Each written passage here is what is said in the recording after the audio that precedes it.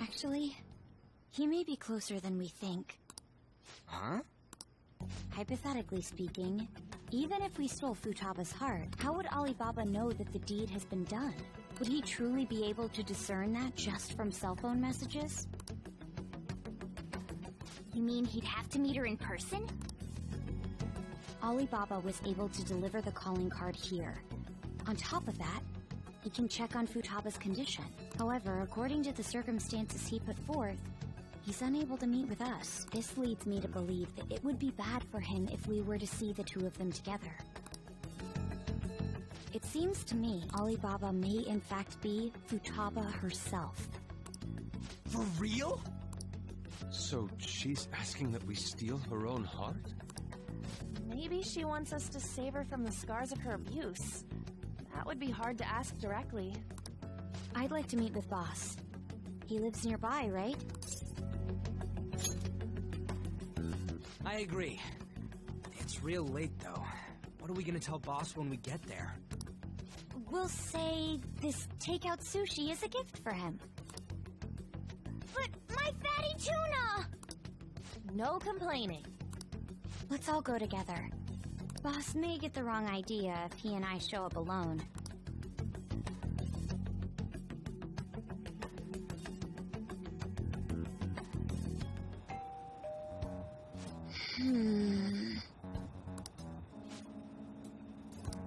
Come on.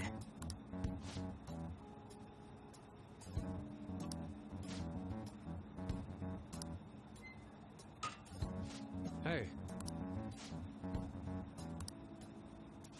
Hey!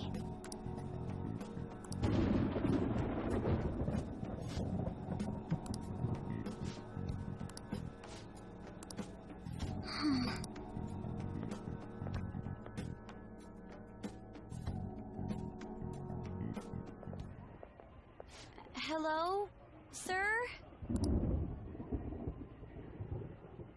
He's not out, is he? The door ahead is open, and I can hear the TV. Hope he didn't pass out or something. I mean, Boss is kinda old, ain't he? I'm a bit worried. Should we go in and check on him? Please excuse us.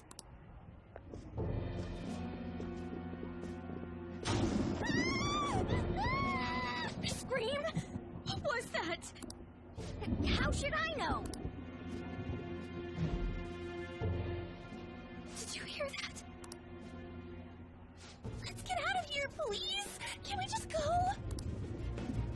What are you freaking out for? I'm not freaking out! Could it be Alibaba? I mean, Futaba?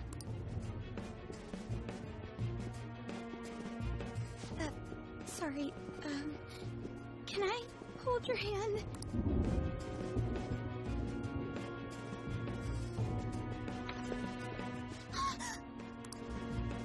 I can sense someone's presence. Who is it? Who's there? I can't take this anymore, I'm leaving! No, my legs won't move.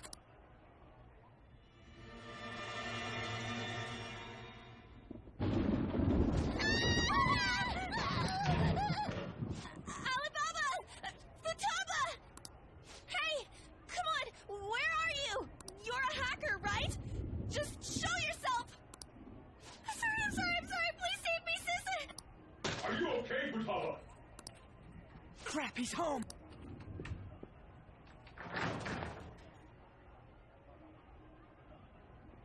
Who the hell are you? Don't move! You hear me? I'm sorry, I'm so sorry, sis! Somebody please, save me!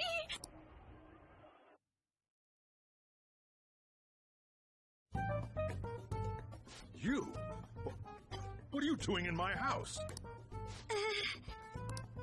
You're... Oh, good evening, sir. We didn't mean to intrude. Nijima-san. Wait, are you two dating? We're just friends. Friends nowadays get that close to each other? That's not it. Things happened, and kids are here too? We brought you some sushi, but nobody answered when we rang the bell. The door was unlocked too. We could hear the TV though, so we got worried you might have passed out or something. The door was unlocked? Yes. I do that sometimes. Guess I'm getting old. Excuse me. There's something we'd like to ask. You want to ask me? There's someone else living here, isn't there? Yeah, my daughter. Could she be Futaba Sakura? You told Nijima-san too? Is there any way we could meet with Futaba-san? I think we may have frightened her earlier, so we'd like to apologize if at all possible. Well, that... Is she sick? No, it's not like that. I don't want you all getting the wrong idea. I shouldn't have kept this a secret from you. Let's talk at my shop. She'll hear us if we stay here.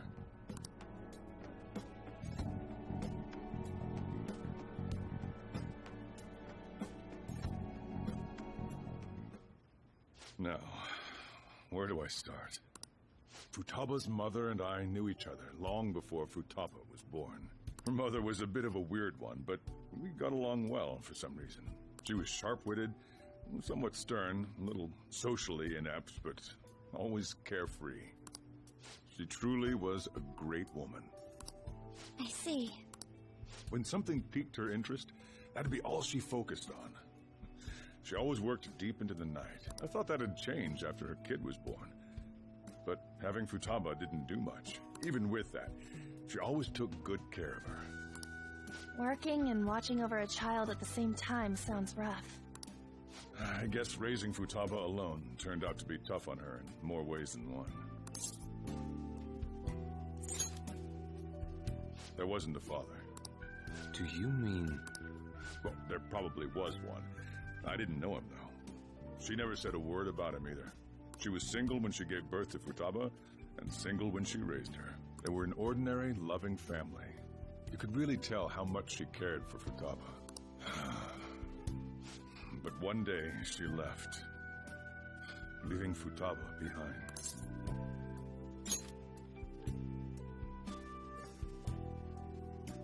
Yes, she committed suicide. Suicide?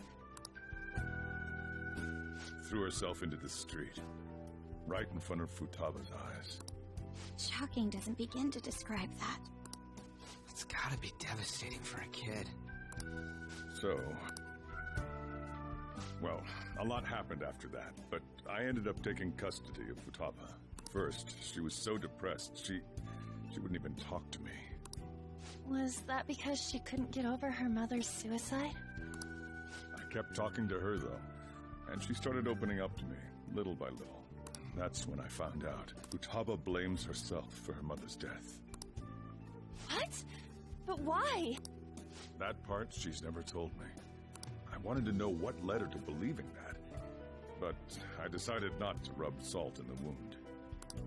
Then, a few months ago, she started getting real scared. Even when nothing was happening, she'd say things like, "I hear voices," and "Mom is looking at me." Visual and auditory hallucinations. Have you taken Futaba to a doctor? I wanted to, but she refused. Even when I had a doctor come, she locked herself away in her room. Since then, she's become what you'd call a shut-in. She won't take a single step outside the house, or even try to see other people. What about you? She doesn't even let me come in her room. That's pretty harsh. Futaba is, well, a unique girl. She's so quick-minded that conversations with her tend to jump from one topic to the next. It seems like she's always coming to conclusions in her head. There's a lot I don't get about her. So, yeah, her situation is why I couldn't let you in my house. What Futaba needs is a safe place where nobody will threaten her. Somewhere she can be at ease. That's why I won't do anything she doesn't want. I don't make her do anything she's unwilling to either. And again, I know that's no way for her to live. It's all I can do, though. I don't know. She just asks me for things that she wants, like food or these complicated books.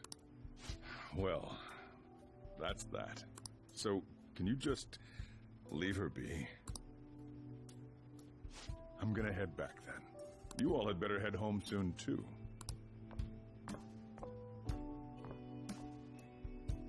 I feel awful for prying into his personal affairs. No way in hell he's abusing her. The reason why Futaba wants her heart stolen must be related to what happened to her mother. So she'd like to discard her feelings of pain, but can't do anything about it herself. Will changing her heart really help her, though? If we can help her, we may be able to stand up to Medjed.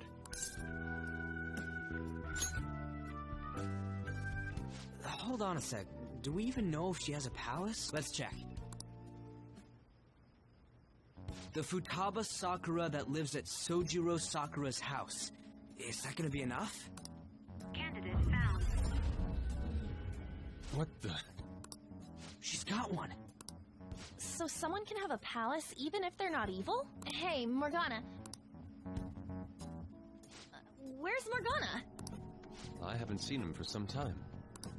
So, ever since we went inside Boss's house? Somewhere around there.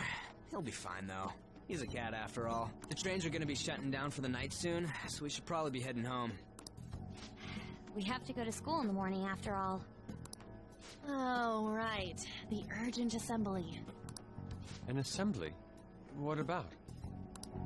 Shujin has been garnering a lot of attention ever since Medjed called out the Phantom Thieves. So, they need to remind us not to say arbitrary stuff online and add more fuel to the fire. We gotta meet up for every goddamn little thing. Talk about a pain in the ass. I mean, it is our fault. Anyway, let's contact each other afterward.